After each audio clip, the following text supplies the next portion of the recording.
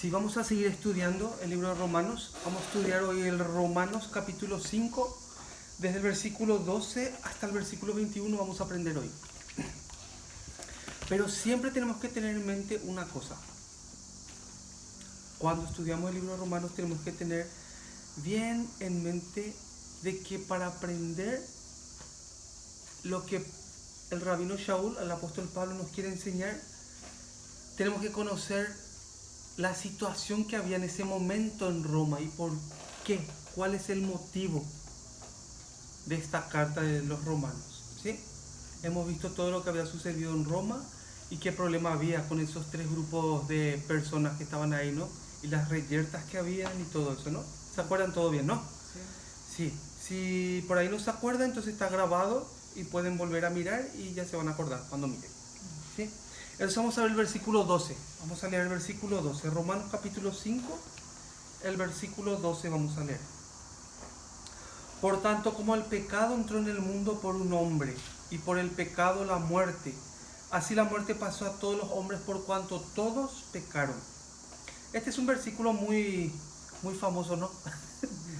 Desde los inicios nosotros escuchamos siempre este versículo, ¿no? Por tanto, como el pecado entró en el mundo por un hombre, y por el pecado la muerte, así la muerte pasó a todos los hombres por cuanto todos pecaron.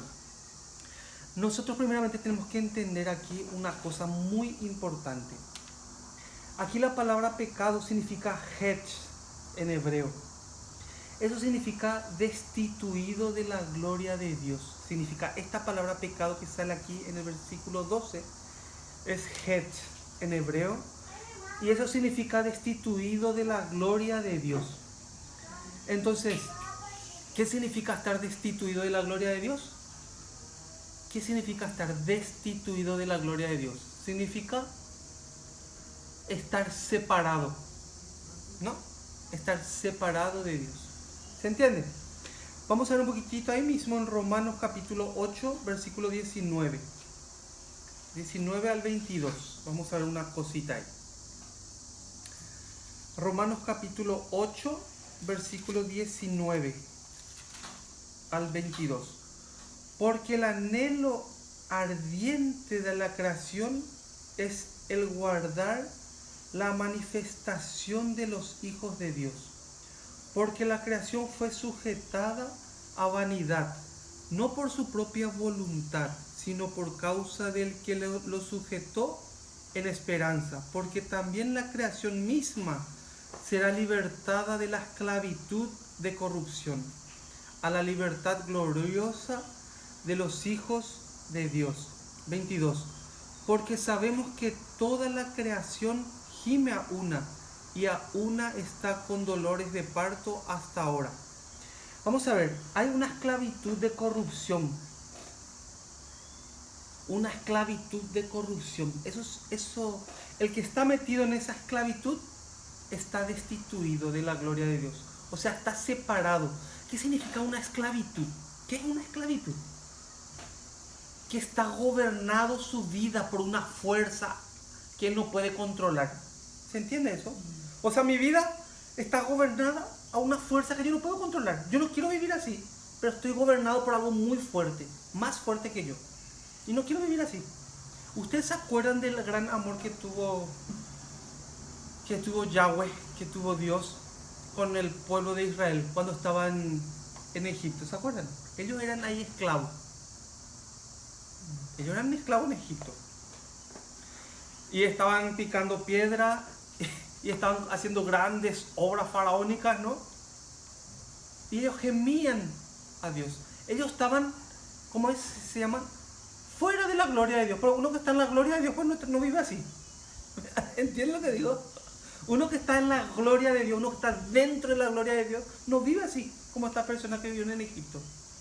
Pero de parte de Dios hubo un gran amor mirándole a su pueblo.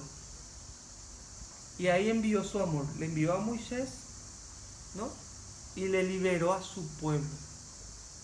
Eso es lo que sucedió también con la venida de Yeshua, con la venida del Señor Jesucristo. ¿Se entiende? Bueno, vamos a ver un poquito de Efesios. Efesios capítulo 2, versículos 1 y 3. Efesios capítulo 2, versículo 1.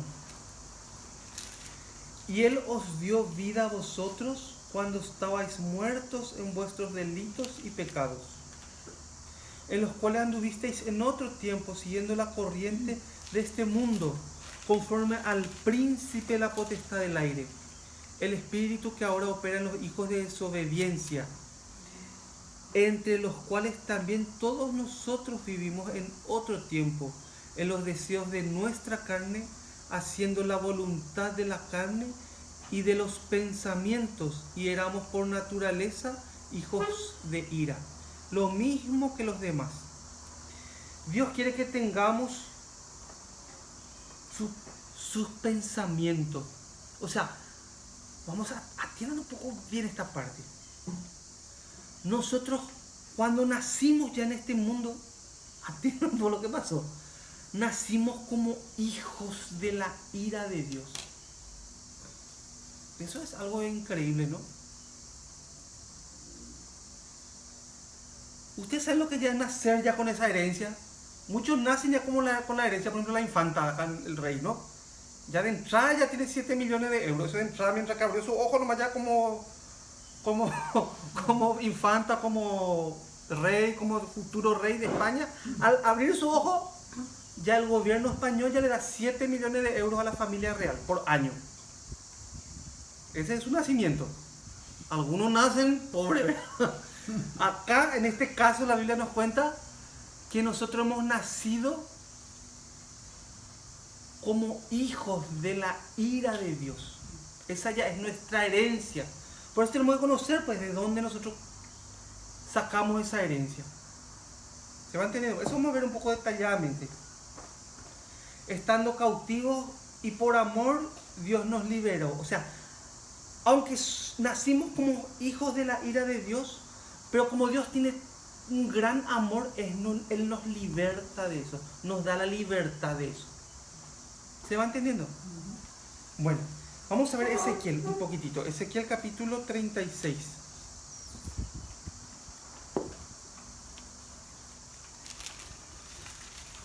Versículo 24, vamos a ver. Ezequiel 36, 24, en adelante. Y yo os tomaré de las naciones y os recogeré de todas las tierras y os traeré a vuestro país. Esparciré sobre vosotros agua limpia y seréis limpiados de todas vuestras inmundicias y de todos vuestros ídolos os limpiaré. Os daré corazón nuevo y pondré espíritu nuevo dentro de vosotros y quitaré de vuestra carne el corazón de piedra y os daré un corazón de carne. Ese es el amor que Dios tiene. Y después que dice en el 27, y pondré dentro de vosotros mi espíritu. Pondré dentro de vosotros mi espíritu. La palabra aquí espíritu es oaj. Es su palabra, oaj. Eso significa pondré mi mente, mi pensamiento, mi sensibilidad. Eso es lo que Dios va a poner. ¿Se me va entendiendo? Y haré que andéis en mis estatutos y guardéis mis preceptos y los pongáis por obra. ¿Se va entendiendo? Dios quiere que tengamos sus pensamientos y que andemos en sus caminos. Vamos a ver, si supongamos nosotros tenemos un perrito, ¿no? ¿Ustedes se acuerdan de Blacky? Ese es nuestro perrito de antes, ¿no? Blacky. Y Blacky era muy desobediente. Él no conocía ningún pensamiento nuestro, ¿no? Ninguna forma de lo que nosotros queríamos, no. Él, si no le enseñabas, te va a hacer pipí dentro de la casa, ¿sí o no? Si no le enseñas, él va a morder todos tus zapatos y todo lo que tenemos va a morder, ¿no? Y cuando le sacas a la calle para que haga pipí, él va a cruzar la calle y va a ser un desastre, ¿no? Pero pasando el tiempo, él aprendió. ¿Sí? Porque tenía la instrucción de su amo, ¿no? Entonces su amo le enseñaba, ¿sí? Y él se sentaba y te mira, ¿no?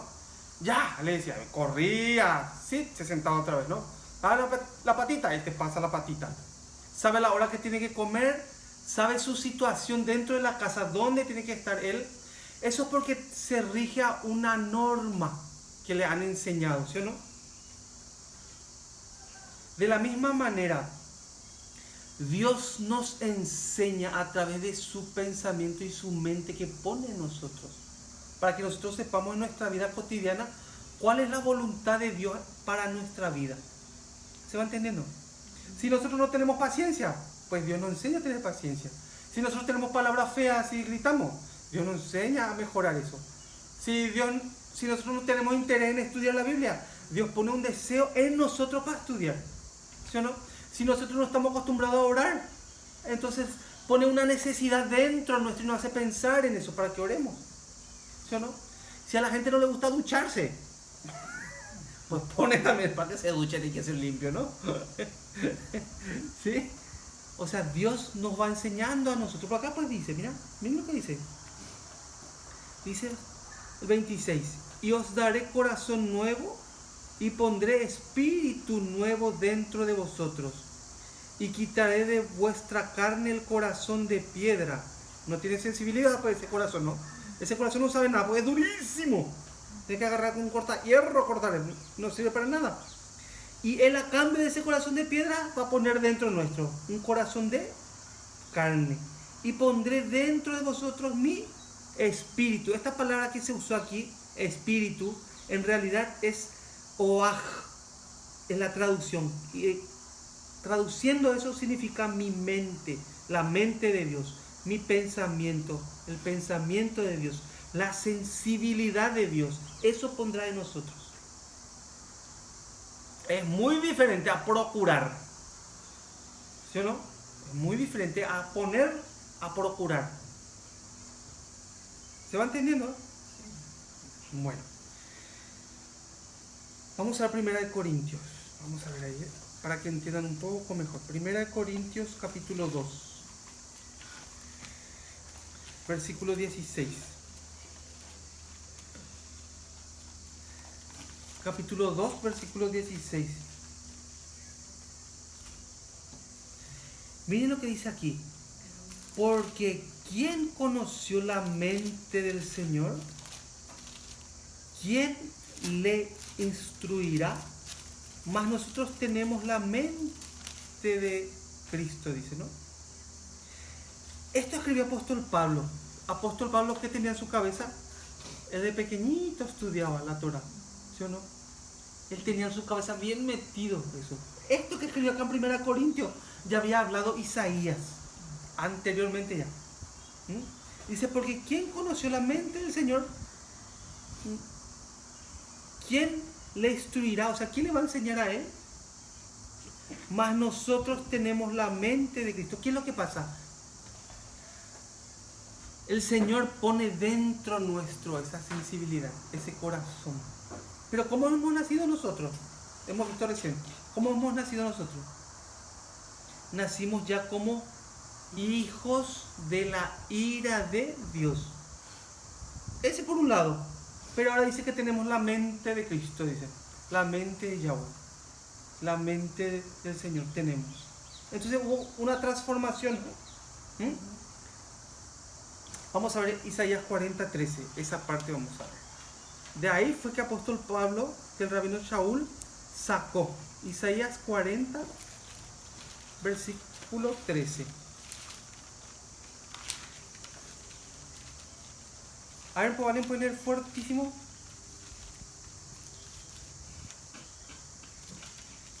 ¿Quién enseñó al Espíritu de Jehová o la aconsejó enseñándole? Sí. ¿Quién enseñó al Espíritu del Señor o le aconsejó enseñándole? Aquí sale la traducción, miren por lo que dice acá. Miktiken etraf Adonai, dice en hebreo, ¿no? ¿Qué significa? Tenemos el ruaj de Mashiach, o sea, tenemos el pensamiento del Mesías. Esa es la traducción. Tenemos que experimentar el derramamiento de su poder. O sea, eso es lo que hay que experimentar. Un religioso, ¿qué es lo que hace? Una persona religiosa. Una persona religiosa no puede dormir de que el quebranto, porque no leyó sus 3 capítulos o 4 capítulos de la Biblia por día. Ese es un religioso. ¿Sí? Pero el que tiene la mente del Mesías, el que tiene la mente de Dios, también podemos decir, ese es diferente. Está mirando a su esposa, está mirando a sus hijos, su vecino. Es diferente lo que hay dentro. ¿Se va entendiendo? ¿Se entiende un poco? Vamos a ver, 2 Corintios. 2 Corintios, capítulo 5.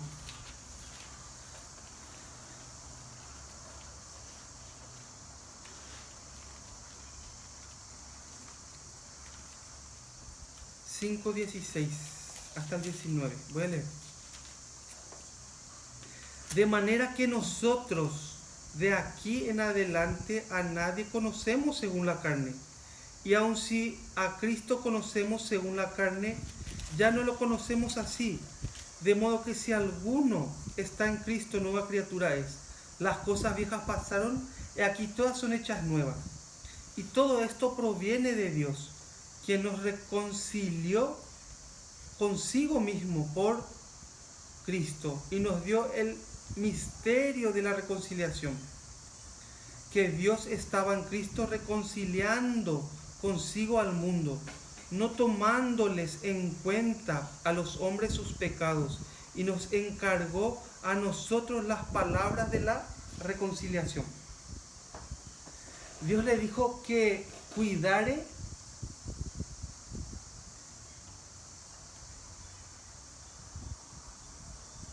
Dios le dijo a Adán, ¿se acuerdan? Voy a hacer una pregunta. ¿Por qué Dios le dejó a Adán en el huerto? ¿Cuál es el interés que Dios tenía de crearle a Adán? ¡Pum! Le dejó en el huerto y le dio un mandato. ¿Qué es lo que tenía que hacer Adán en el huerto? ¿No se acuerdan? Vamos entonces. Génesis capítulo 2. Vamos a ver. Dios nos reconcilió con Él mismo. Pero vamos a ver un poco el origen de todo el problema que hubo ahí. Capítulo 2, versículo 15. ¿Qué fue lo que Dios le dijo? Miren un poco. Tomó pues Yahweh al hombre y lo puso en el huerto de Edén. Hasta ahí entienden bien, ¿no? ¿Para qué? Para que lo labrase y lo guardase, dice, ¿no? O sea, Adán tenía que hacer una cosita nomás. Tenía que guardar el huerto y tenía que labrar. Pero yo pregunto una cosa. ¿Adán conocía lo que era la muerte? ¿Eh? Mi papá murió, pero no lo puedo decir, él que no tenía papá, ¿no? Y muchas veces me pensé si tenía ombligo, él o no tenía ombligo, eso también yo pensé. Pero la muerte parece que no conocía. Ahora no sé si Dios le puso el ombligo, pero bueno, eso hay que ver después. Vamos a ver el versículo 16, 2:16. Dice, y mandó el Señor al hombre diciendo, de todo árbol del huerto podrás comer, mas del árbol de la ciencia del bien y del mal no comerás, porque el día que de él comieres ciertamente morirás. El árbol de la ciencia del bien y del mal, eso simboliza a la decisión del hombre. ¿Se va entendiendo? Dios le da una ordenanza, le da una instrucción. Tiene que labrar la tierra, tiene que cuidar el huerto. Y después le dice, dentro de esa ordenanza, le dice que de ese árbol de la ciencia del bien y del mal no vaya a comer, porque el día que comieres ciertamente morirás. Ahora la pregunta es, ¿Adán sabía lo que era la muerte? Nadie pues no murió antes, ¿no? Ciertamente morirá. ¿Qué es lo que me está hablando en francés? ¿Quién no puede entender pues, qué es lo que le está diciendo, no? Ciertamente morirás. Entonces tenemos que pensar, hoy nosotros ya sabemos, ¿qué es morir según la vista de Dios? Eso es lo que tenemos que ver. Vamos a ver aquí, capítulo 3, para entender mejor esa parte. De a poco vamos a ir entendiendo. Versículo 1, capítulo 3, versículo 1 de Génesis. Dice, pero la serpiente era astuta más que todos los animales del campo que Yahweh había hecho, la cual dijo a la mujer, ¿con que Yahweh os ha dicho no comáis de todo árbol del huerto? Y la mujer respondió a la serpiente, del fruto de los árboles del huerto podemos comer, pero del fruto del árbol que está en medio del huerto dijo Yahweh, no comeréis de él ni le tocaréis, para que no muráis. Entonces la serpiente dijo a la mujer, ¿qué le dijo? No moriréis. Bueno, aquí yo estuve investigando algunas cositas. La palabra serpiente, atienda un poco bien. También Adán hacía una cosa, o el trabajo que él tenía era una cosa también, dentro de lo que Dios le dijo que cuide. Él tenía que poner el nombre a los animalitos. Y cuando vio algo que se estaba moviendo ahí, dicen que la serpiente no se arrastraba antes, era así como una lagartija, más o menos, que tenía pata, antiguamente, ¿no? ¿Será que Adán le estaba mirando a la serpiente, a ese bicho que estaba ahí, ¿no? Y de repente le puso serpiente, le puso como nombre, ¿no? Pero la pregunta es, ¿qué es lo que Adán le vio a la serpiente para ponerle ese nombre? Mirad lo que significa el nombre que le puso. La palabra serpiente, de lo que le puso él, se llama Nahash. Nahash significa serpiente para nosotros, ¿no? ¿Y qué significa Nahash? Significa encantar, observa, experimenta, analiza. Eso significa Nahash. O sea, ¿qué es lo que vio Adán cuando estaba mirando a la serpiente? Vio que era alguien que estaba así. Vio el carácter de ese animalito. Por eso le puso ese nombre, ¿no? ¿Se entiende? Eso es una serpiente. Esta serpiente es controlada por un espíritu. ¿Se va entendiendo? Entonces este Nahash, que es astuta, que es muy observadora, que está así, ¿no? Pero a la vez de eso es controlado por un espíritu. ¿Se va entendiendo? Porque tenemos que imaginarnos, tenemos que transportarnos allá. Probablemente Adán esté sentado, ¿no? Y miraba a la cebra, le puso cebra, ¿no? Miraba a la jirafa, el cuello alto, ¿no? Jirafa. Miraba al león, león. Miraba a todos los animalitos, le ponía su nombre, ¿no? Vamos a ver. Esta serpiente es controlada por un espíritu, podemos decir diablo, ¿no? Hay una cosa, hay una fuerza, entiendan bien. Hay una fuerza que estaba siendo dominado por la serpiente, que se llama el Yeser Hara, que hemos estudiado. ¿Se acuerdan? Ese Yeser Hara, ¿qué significa? Acá lo podemos usar al final, ¿eh? La inclinación a hacer lo malo.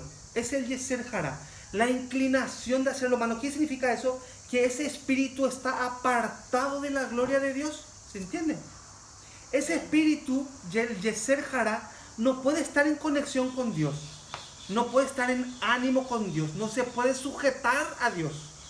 Porque el Yeser Hara es un espíritu inclinado a hacer lo malo. Eso era gobernado, vamos a decir que era poseído por la serpiente. ¿Se va entendiendo? Dios en realidad le dejó a Adán en el huerto para que labre, para que ponga el nombre a los animalitos, ¿sí o no? Hasta ahí se entiende. Pero ahí de repente hay un problema. Adán tiene que decidir qué hacer con ese árbol de la ciencia del bien y del mal. Estaba sacando pues el yuyo ahí alrededor del arbolito, ¿no? Estaba sacando ahí y estaba ahí la serpiente así. Entonces hay dos opciones. Ahí hay dos opciones. Una es obedecer el mandato que Dios le dio de no comer, de no tocar, o sea, de no comer de ese fruto. O vivir conforme a mi decisión. ¿Se va entendiendo? Uno es obedecer nada más, sencillo es sacar todo el yuyo, todo lo que hay cerca del árbol por ahí, igual no pasa nada. Puedes mirar también la fruta, pero está siendo obediente al mandato que Dios le dio. O vivir conforme a la decisión que yo quiero. A mí qué me importa lo que me dijo él, voy a agarrar y a comer, ¿sí o no? Ese es el problema. Vamos a ver el 3.9. ¿Cómo dice? 3.9. Mas el Señor llamó al hombre y le dijo, ¿dónde estás tú? Entonces, ¿el Señor sabía dónde estaba o no? Digo, ¿qué le pregunto? ¿Dónde estás tú? Sí sabía. Y él respondió, oí tu voz en el huerto y tuve miedo porque estaba desnudo y me escondí. Y el Señor le dijo, ¿quién te enseñó que estabas desnudo? ¿Has comido el árbol del que yo te mandé no comieses? Hay una cosa. Transgredir la ordenanza de Dios, esa es la muerte. ¿Se va entendiendo? Eso es lo que es estar separado de la gloria de Dios. A él, a Adán y toda su descendencia. Ahí van entendiendo. Adán fue el que cometió, Adán fue el que se apartó de la gloria de Dios. Eso significa que al apartarse Adán de la gloria de Dios, Adán y toda su descendencia ya están dentro de eso. ¿Se va entendiendo? Por eso cuando nace la persona, ya nace con el Yeser Hara, con ese poder que no puede controlar. Por eso necesita ser, ¿qué cosa? Necesita ser libertado, ¿no? Una persona que nace en este mundo chiquitito, nosotros le vemos a Vincent, le vemos a David cuando era pequeñito, bueno, ahora también. Le vemos a Elías, a Eileen cuando eran pequeñitos, nosotros mismos también, ¿no? Siempre tenemos esa inclinación, de pequeñito, de desobedecer a mamá, de desobedecer a papá, de hacer cosas escondidas, ¿no? Ya dentro nuestro está eso, porque entramos en dentro de la descendencia de Adán, dentro de ese poder que gobierna los corazones. Por eso cuando el Señor mira, Él tiene un amor grande y quiere darnos la libertad, quiere libertarnos de ese control que no podemos nosotros gobernar. ¿Se entiende un poco? Sí. Bueno. Entonces podemos decir que la muerte reinó en el corazón de los hombres. ¿Se va entendiendo? La muerte reinó en el corazón de los hombres. O sea, el apartarse de la gloria de Dios. Eso reinó en nuestra vida, desde que nacimos. Vamos a volver a Romanos, versículo 13. ¿Cómo dice ahí? Versículo 13. Pues antes de la ley había pecado en el mundo, pero donde no hay ley no se inculpa de pecado. No habiendo, yo busqué la traducción más correcta, dice, no habiendo Torah, el pecado no ha sido calculado. ¿Cómo uno puede calcular? ¿Cómo uno puede tener el grado de maldad? ¿Cómo uno puede ver su diagnóstico del corazón? ¿No? Cuando uno tiene 40 años, aquí en España te llega una carta del hospital a tu casa. Entonces, si sos mujer, hacen para que te vean tu pecho, para que te hagan una mamografía. Entonces te va al médico y pone ahí tu pecho y ¡pum! Se aplasta de una máquina, ¿no? Y ahí te saca la foto, a ver si tienes cáncer, ¿no? Y cuando tienes 40 años, también a los hombres nos llega una carta. Esa es para la próstata. No les voy a contar el estudio de eso, pero ese estudio es terrible. Pero ahora hay un estudio mucho mejor que te saca la sangre nomás ya y te dicen si tenés cáncer o no tenés. Entonces ahí la gente está feliz porque no te hacen otras cosas. Pero el diagnóstico interior nuestro, el diagnóstico de Dios, dice, mira, no habiendo Torah, o sea, si no hay ley, vamos a decir, si no habiendo Torah, el pecado no ha sido calculado. O sea, desde Adán hasta Moisés, así, Desde Adán hasta Moisés. ¿Cuántos años pasaron? Mucho, ¿no?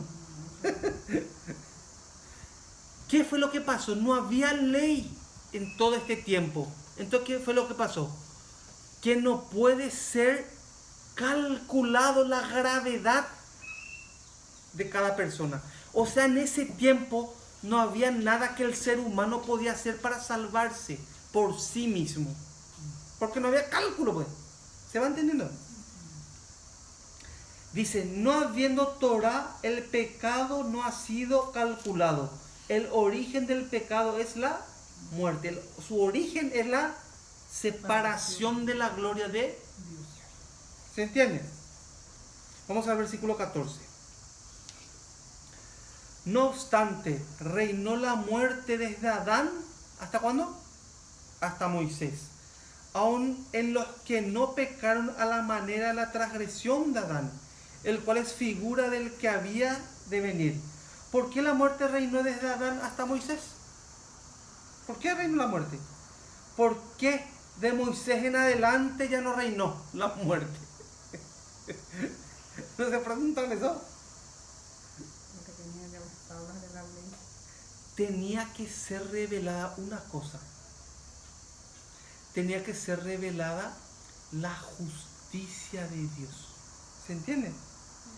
Entre Adán y Moisés nadie podía hacer nada para salvarse por medio de su propio esfuerzo, ¿no? Dice, Yeshua no podía venir antes de la Torah. O sea, Yeshua no podía venir antes de la Torah. Porque la Torah, ¿qué es lo que hace? Mide la gravedad de cada uno. Ahí podemos nosotros distinguir y ver la falencia que tengo. Y sobre todo, ver que es impagable por mi esfuerzo. Entonces ahí ya se necesita uno que puede ver eso. ¿Qué es lo que necesita pedir? Necesita pedir misericordia. Ahí le necesita al Mesías. ¿Se va entendiendo? Entre Adán y Moisés había 500 años. Entre Adán y Moisés, en ese lapso de tiempo, había más o menos 500 años. Muchísimo tiempo pasó. Sí, los israelitas iban Muchísimo tiempo. 400 Sí. años ahí. Sí. Con la llegada de la Torah se puede ver la magnitud de la transgresión. Claro, ahí podemos medir, como cuando te miden tu pecho o cuando te miden la próstata, cuando te dan el diagnóstico, te envían la carta. Después te envían la carta. Te hacen todo el estudio y ven tu correo y abrís y dices, está todo muy bien tu seno. No tiene nada de bolita ni nada, está todo bien, ¿no? Y después cuando llega el de la próstata también, tu próstata está muy bien, no está hinchada, está todo muy bien, es muy sano. El año que viene te va a enviar otra carta para tu estudio. Ya está, ya, ¿no? ¿Sí o no? Ese es el diagnóstico positivo. Después está el diagnóstico negativo. Que te abrís y dices, tienes cáncer de grado 4. Un mes de vida te queda. Te sale ahí, ¿no? Y ahí ya iba ahí la muerte, no, ya está mal. Tiene un diagnóstico malo. Acá Dios nos dio un diagnóstico. 613 diagnósticos sacó. ¿Se ve? Esos 613 diagnósticos fallidos que tenemos, no había pastilla ni quimioterapia ni nada que te pueda recuperar de eso. Ya muerte total. Por eso necesitábamos de una medicina guay que se llama Yeshua HaMashiach, que es el Mesías que Dios envió para curarnos y darnos vida, porque ya estábamos muertos con ese diagnóstico que nos dio. ¿Se entiende? Sí. ¿Va entendiendo bien? Versículo 15 vamos a ver. Pero el don no fue como la transgresión, porque si por la transgresión de aquel uno murieron los muchos, abundaron mucho más para los muchos la gracia. Y el don de Dios por la gracia de un hombre, Jesucristo. ¿Se entiende? Para entender mejor vamos a ver Ezequiel. Ahí se va a entender lo que quiere contar. Vamos a ver Ezequiel. Ezequiel 18, versículo 1 y 2 vamos a ver. Ezequiel 18. vino a mí palabra del Señor diciendo, ¿qué pensáis vosotros los que usáis este refrán sobre la tierra de Israel que dice, los padres comieron las uvas agrias y los dientes de los hijos tienen la dentera? ¿Pueden entender eso? Había un refrán antiguo. ¿Y qué es lo que decía ese refrán? Que los padres comían las uvas. O sea, agarraban la uva del árbol y comían. Y después, ¿quién tenía la dentera? ¿Quién era su diente? A los hijos. Ese es un refrán que había en Israel. En aquel tiempo, antiguamente. En la época de Ezequiel, antes todavía. ¿Y qué significa eso? Acabo de explicar. Vamos a leer. Vivo yo, dice el Señor, que nunca más tendréis por qué usar este refrán en Israel. He aquí que todas las almas son mías. Como el alma del Padre, así el alma del Hijo es mía. El alma que pecare, esa morirá. Porque antes se pensaba, pues, por la culpa del pecado de mi papá y de mi mamá, por eso yo estoy sufriendo. Por eso yo también heredé así el pecado. Acá dice que, ¿qué dice acá? El alma que pecare, esa morirá, dice. O sea, vos sos culpable por tus pecados. No le vayas a culpar a tu papá, no le vayas a culpar a tu mamá. Si vos pecas, vos sos el culpable de tus pecados.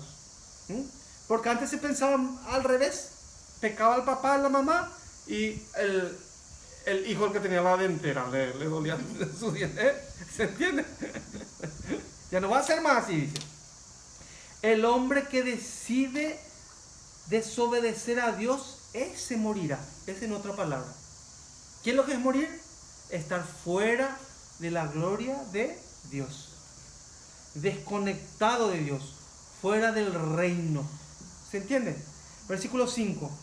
Y el hombre que fuere justo e hiciere según el derecho y la justicia, que no comiere sobre los montes, ni alzare sus ojos a los ídolos de la casa de Israel, ni volviere la mujer ni violare la mujer de su prójimo, ni se llegare a la mujer menstruosa, ni oprimiere a ninguno, que el deudor devolviere su prenda, que no cometiere robo, y que diere de su pan al hambriento, y cubriere al desnudo con vestido, que no prestare a interés ni tomare usura, que de la maldad retrajere su mano, e hiciere juicio verdadero entre hombres y hombres. El 9. En mis ordenanzas caminare y guardare mis decretos para hacer rectamente. Este es justo. ¿Y qué dice? Este vivirá. Entonces, ¿quién es el que vive según la vista que Dios da? Según la vista que Dios está mirando. ¿Quién es el que vive? El que cumple el camino de Dios. Sí, los que son instruidos por la palabra de Dios y ellos obedecen. ¿Saben una cosa? Esa obediencia hace que no tenga fuerza el Yeser Hará. No tiene poder sobre uno que está enfrente de esa palabra y va siguiendo. Le voy a dar un ejemplo. Vamos a ver en Lucas. Vamos a ver un ejemplo de eso. San Lucas capítulo 4.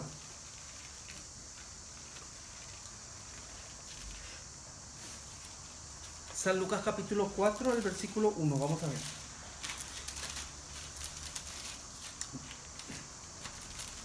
Atiendan bien. A Yeshua, al Mesías que vino y pisó esta tierra. A él también le visitó el Yeser Hará.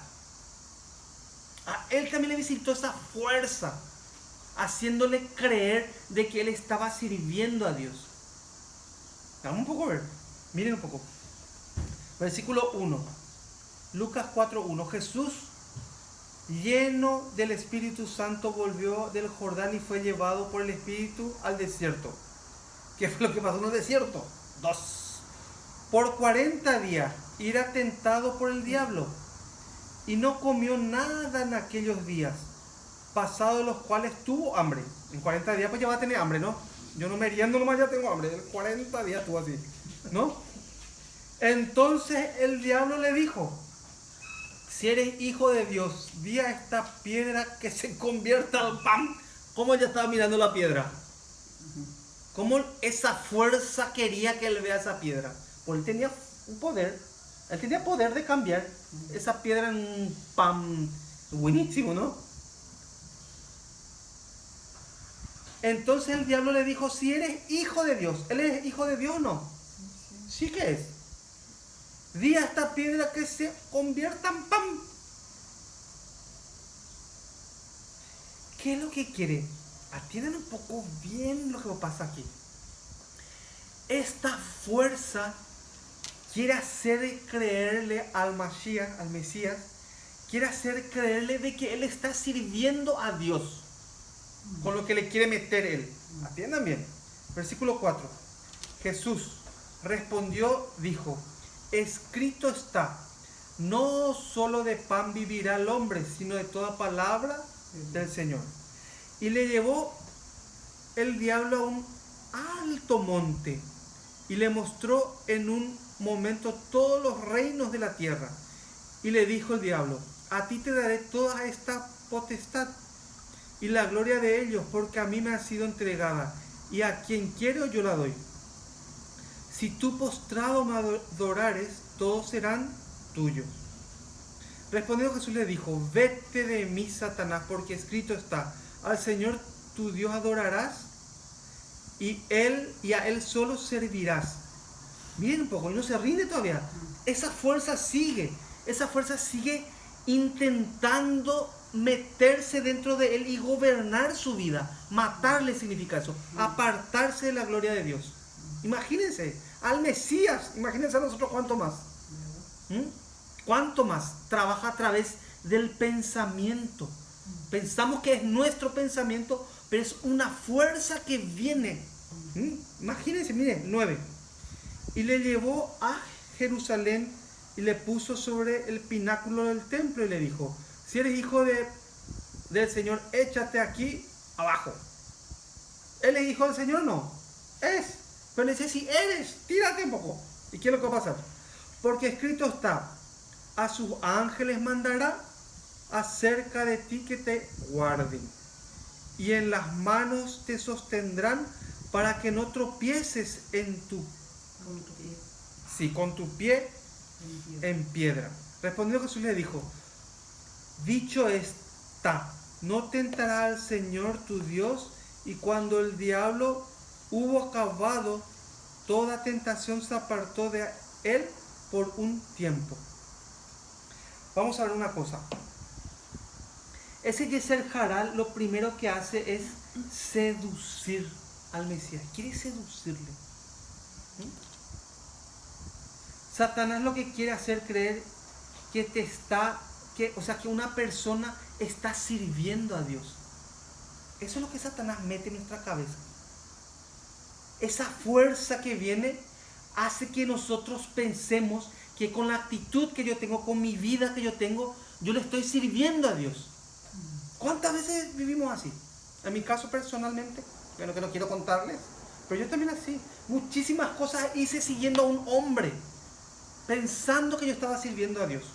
Y ahí perdés tu casa, perdés tu negocio, perdés tu coche, todo perdés, todo.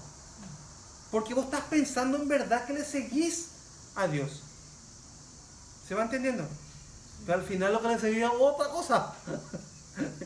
Eso quería meter Satanás en Yeshua. Si eres hijo de Dios, tírate.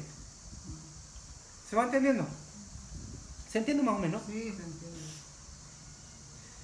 Igualmente la gente usa la Biblia para justificarse.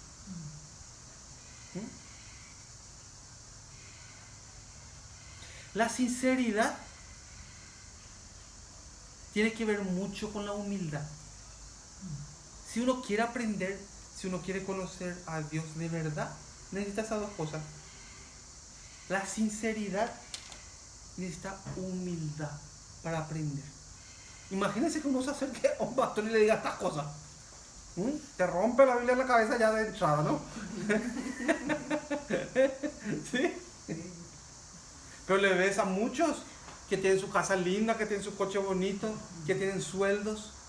Y los hermanos pobrecitos ahí trabajando lo poquito que tienen van y llevan. Esa fuerza, ese Yeser Hará, gobierna el corazón de los seres humanos que están en esta tierra, que están en este mundo. La única manera de apartarse de eso es la sinceridad de mí mismo, reconocer, ver la falla que tengo, humillarme y buscar. Buscando se encuentra, se halla. ¿Sí o no? Pero diferente es la búsqueda que tuvo Saúl. ¿Se acuerdan? El rey Saúl. Él también estaba buscando, ¿no? Pero él quería que le adoren. Quería servirle a Dios. Pero primeramente me tenés que adorar a mí como rey de Israel. No me vayas a desechar como rey. No. ¿Sí o no? Cuando él se sentía mal, tenía miedo. ¿Qué es lo que hacía él? Traía el arca del pacto. Porque su pensamiento decía que el arca del pacto, eso me va a proteger de mi enemigo. ¿Sí o no? Él cuando quiere, según la situación, está cerca de Dios. Y cuando él puede, dejar la trama por allá, yo voy a luchar ahora. Así estaba, ¿no? Esa es la religiosidad. ¿Se va entendiendo? Este poder Yeshua quitó, le dejó sin fuerza para los que obedecen. Aquel que tiene incrustada en su vida la instrucción que Dios le da, este Yeser Hará no puede. ¿Viste cómo se fue? De Yeshua también se fue. Le molestó. Se fue por un rato, dice, ¿no? Por un tiempo nomás. Después viene otra vez. No es que se va, ya no viene más. No es que quitó y te verá. No es que quitó y desapareció. Se va por un momento porque te ve que estás incrustado con esa instrucción en tu mente. Porque tiene la mente de Yeshua, dice. ¿Se va entendiendo? Pero después da una vuelta por ahí, viene otra vez, intenta él. Otra vez quiere meterse y quiere desviarte y separarte de la instrucción que Dios te da. Para que te mueras, para que estés muerto otra vez. ¿Se va entendiendo eso? Sí. La muerte es estar separado de la gloria de Dios. ¿Se entiende? El don no fue como la transgresión. ¿Cuál fue la transgresión? Vamos a volver en Romanos. El don no fue como la transgresión. ¿Qué significa eso? En el versículo 15 estamos, ¿no? Porque el don no fue como la transgresión. ¿Qué significa eso? El don, vamos a poner el don, no fue como la transgresión. ¿Qué transgresión? ¿De qué transgresión está hablando? La transgresión de Adán. Muy bien, Cuti. La transgresión que cometió Adán. Entonces, el don no fue como la transgresión de Adán. ¿Por qué? Porque el don es igual a miles de pecados fueron borrados. El don, ¿sí? Fue borrado miles de pecados. ¿Se entiende? Pero una transgresión no hizo Adán. Entonces, ¿cuál es mayor? ¿Una transgresión o miles de millones que fueron borrados de pecados? Es diferente, ¿no? Miles de pecados fueron borrados. Adán violó un mandato. Muerte es la desconexión. O sea, Adán se desconectó de Dios, del Señor, y toda su descendencia, todos ya nacen desconectados del Señor. ¿Se va entendiendo? Seremos levantados para ser juzgados y recibir lo que en este juicio se decrete. Seremos levantados, dice. Y después todos vamos a aparecer en ese juicio. Y estaremos enfrente de 613 mandatos. Instrucciones que Dios nos da. Y ahí van a salir veredictos para las personas. Y lo que se saque en ese veredicto no es como el juicio que le tienen a Bárcena, a Rajoy, no es como ese juicio. No es como ese juicio que vemos en la tele. Que le perdonan a todos los corruptos, ¿no? Ahí va a haber un juez muy justo. Y van a haber leyes hechas muy justas, de acuerdo a la instrucción que hay en mí, a la obediencia que tuve, seré juzgado. Nos vamos a levantar, dice, ahí nos vamos a levantar. ¿Mm? No se puede cumplir los 613 mandamientos, no se puede cumplir. Por eso es necesario pedir misericordia. ¿Se entiende? Los muchos, vamos a ver un poquitito. El versículo 15. Pero el don no fue como la transgresión, porque si por la transgresión de aquel unos murieron, los muchos abundaron, mucho más para los muchos la gracia y el don de Dios por la gracia de un hombre, Jesucristo. Sí, aquí sale una palabra, los muchos. Esto yo quiero hablar un poquitito sobre esto. Atengan un poco bien a qué se refiere. Si nosotros viajamos a este tiempo de los romanos, a esta palabra salen los muchos. Y eso tenía un significado anteriormente. Los fariseos se pusieron esa palabra. Atiendan un poco bien. Hay una palabra que se llama Jarramín, que significa congregación de Israel. Los muchos se hacían llamar los fariseos. En esa época había como un apodo, ¿no? Los fariseos, ellos se hacían llamar como los muchos. Por eso sale esta palabra acá. Por eso tenemos que entender qué significa eso. Entonces dice, eso lo que quiere decir esto es que los muchos se hacían llamar los fariseos. O sea, el fariseísmo no les va a salvar. El fariseísmo no nos puede salvar. ¿Y qué es el fariseísmo? ¿Se acuerdan ya lo de Shamaín? Lo de todo lo que pasó, ¿no? De las 4000 leyes que ellos pusieron, que tenían conexión con Roma, con la corrupción, y que pusieron tantas leyes, ¿se acuerdan? Eso no nos puede salvar. Judaizarnos, ahora vemos una corriente muy fuerte que hay también, de muchas personas que judaizan. Hoy en el año 2017, muchos están siendo judaizados también, igualito que en la época de Shamaín. No es judaizarse lo que salva. A judíos y no judíos, a circuncisos e incircuncisos, todos entran en esa gracia obediente que tenemos. ¿Se entienden? Entonces el fariseísmo, eso los muchos no pueden salvar, sino el Mashiach, el Mesías, es el único que puede dar la salvación a uno. Él fue el primero que se murió. Se le puso, resucitó. ¿Y él con qué resucitó? Atiendan un poco bien. El cuerpo de la materia prima que tenía acá, su cuerpo, ¿qué era? Él no tenía sangre. El cuerpo resucitado, según lo que cuenta, no tiene sangre. Tiene hueso, sí. Y después tiene carne. Se le metía el dedo, no tenía sangre. Entonces podemos ver que existe el cuerpo resucitado como el de Jesús. El que tiene Jesús, Yeshua, el Mesías. Tiene cuerpo pero no tiene sangre. Porque yo la sangre la he dado para que ofrezcáis en sacrificio, así dice en la Torah. Para eso estaba la sangre. Ahora ya quitó la sangre. No haya sacrificio. Imagínense, hasta el material del cuerpo resucitado nos muestra, nos cuenta cómo es. Y puedes pasar de una pared a la otra, puedes pasar de una ciudad a la otra. No hace falta ya ir al gimnasio y eso, ¿no? ¿Se entiende? Hay una cosa.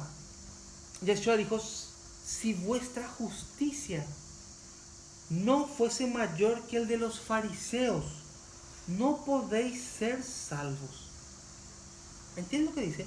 Así que Jesús, cuando se encontraba con los fariseos, le decía, o cuando se encontraba con otras personas, si vuestra justicia, el intento, su religiosidad, no fuese mayor que el de los fariseos, no pueden ser salvos. ¿Entonces quiere decir que los fariseos son salvos? No, ¿verdad? Entonces, si no fuese mayor, esto es mayor en el mundo mundial, no hay mayor que ellos. Ayunan 2 veces al día, dan su ofrenda. O sea, mayor religioso que un fariseo no existe.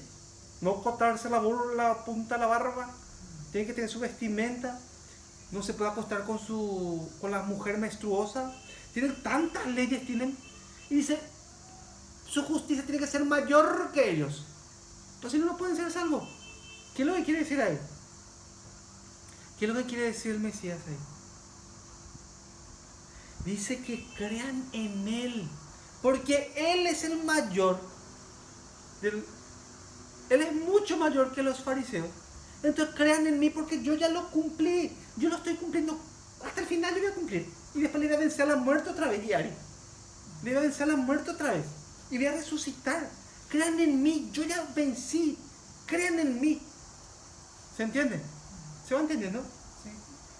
Esto es lo que el apóstol, el rabino Shaul, esto es lo que él está queriendo enseñar a los hermanos que están en Roma. Ellos están procurando ahora, le quieren judaizar a ese, que se circuncide. Los temerosos de Dios traen su doctrina también. Y eso es que lo que hace el apóstol Pablo a través de este escrito. Él quiere unir a los hermanos, que la única esperanza está en el Mesías, no en el judaísmo, no judaizar a la gente. Le están dando las cañas a los fariseos que volvieron a Roma. ¿Se entiende? Que la única esperanza está en el Mesías. ¿Se va entendiendo? Bueno, vamos a ver el versículo 16. ¿Alguien puede leer fuerte? De Romanos. Sí.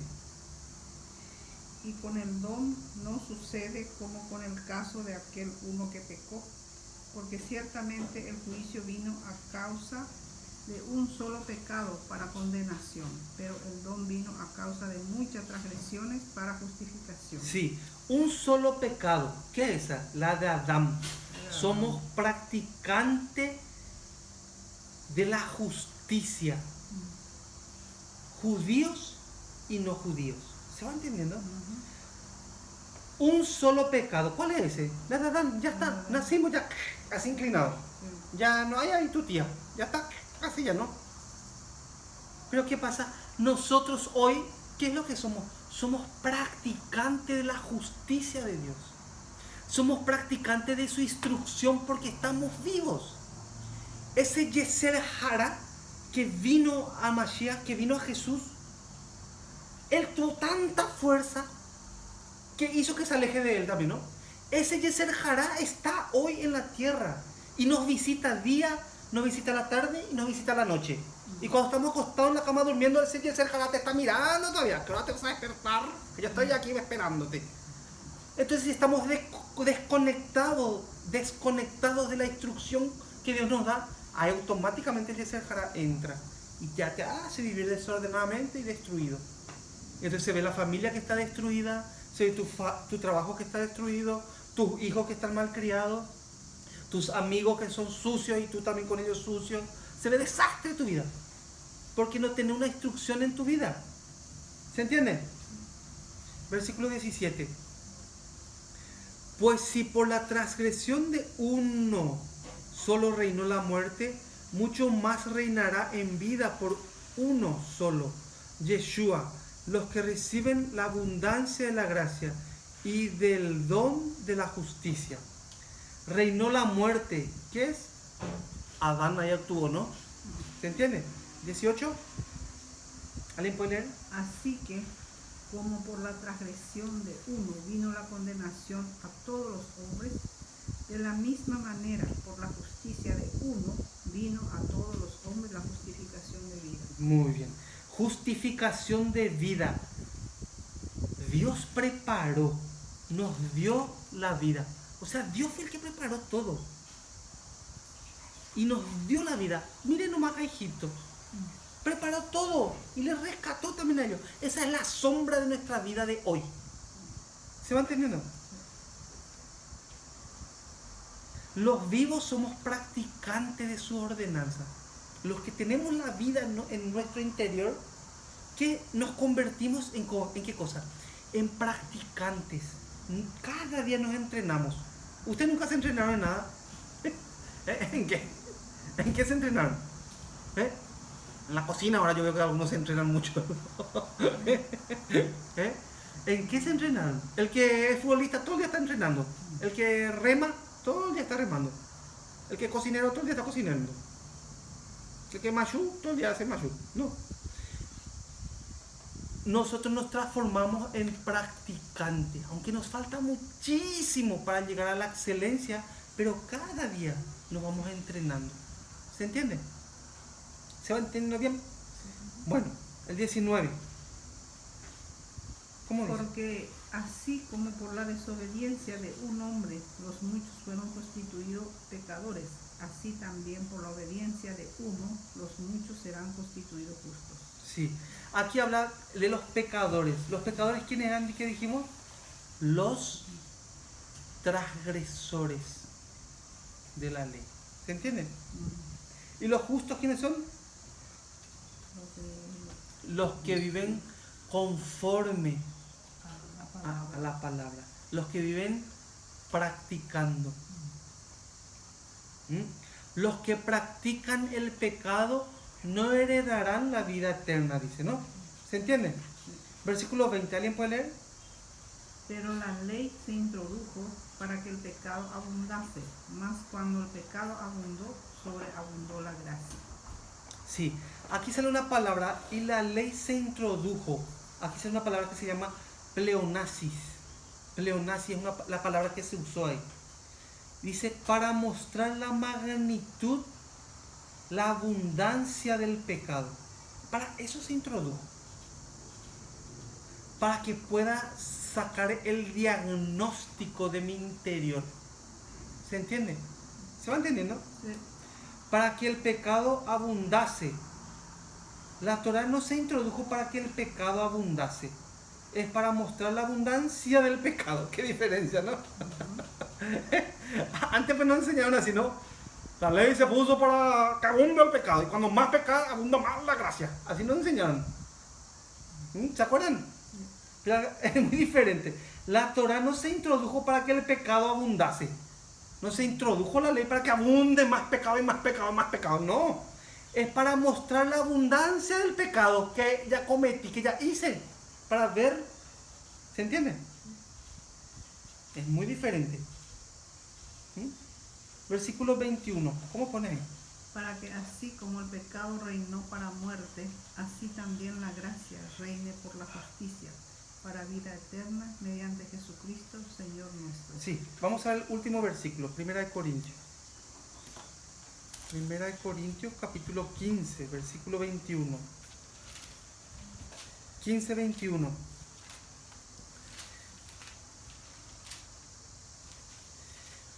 Porque por cuanto la muerte entró por un hombre, también por un hombre la resurrección de los muertos. ¿Quién fue el que resucitó? Jesús. Sí. Porque así como en Adán todos mueren. No, es que vos nacés, ay, yo no quiero morir, yo no quiero. Todos mueren. Todos están ya destituidos de la gloria de Dios. ¿Se entiende? También en el Mashiach todos serán vivificados. Todos tendrán vida. Pero cada uno en su debido orden. Yeshua las primicias. ¿Qué significa eso? Que el Mesías fue el primero. Luego los que son del Mesías en su venida. Luego el fin, cuando entregue el reino al Señor y Padre, cuando haya suprimido todo dominio, toda autoridad y potencia, porque preciso es que Él reine hasta que haya puesto a todos sus enemigos debajo de sus pies. ¿Ustedes están entendiendo lo que pasa aquí? Está hablando del milenio. Es preciso que Él reine. Va a reinar esos 1000 años. Hasta que todos sus enemigos sean postrados debajo de sus pies. ¿Se entienden? Y el postrer enemigo que será destruido es la muerte. ¿Se va entendiendo? ¿La muerte qué es? La muerte es, vamos a decir en otras palabras, es el Yeser Hara. Ese Yeser Hara jamás puede estar con Dios. Jamás se puede arrepentir ese Yeser Hara. Nunca.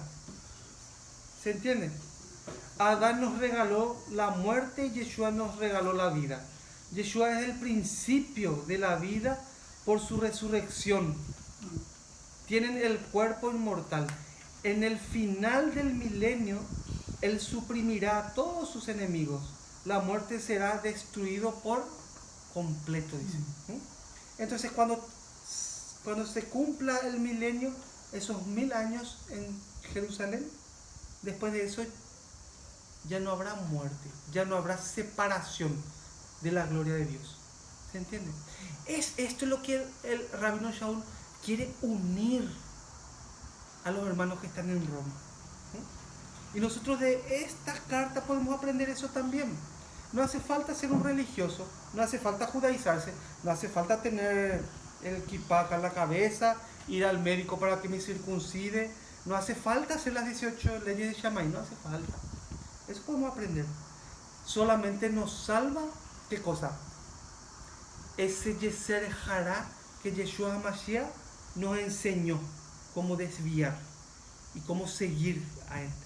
La ley, la Torah nos muestra la gravedad de nuestro interior, que somos tan deficientes y defectuosos. Por eso necesitamos misericordia. Necesitamos pedir misericordia cada día, para caminar con la instrucción que Dios nos da cada día, para tener paciencia, para tener amor, para tener todas las cosas que nos muestra acá la instrucción. ¿Se va entendiendo? Sí. ¿Sí? Bueno, hoy hasta aquí vamos a compartir.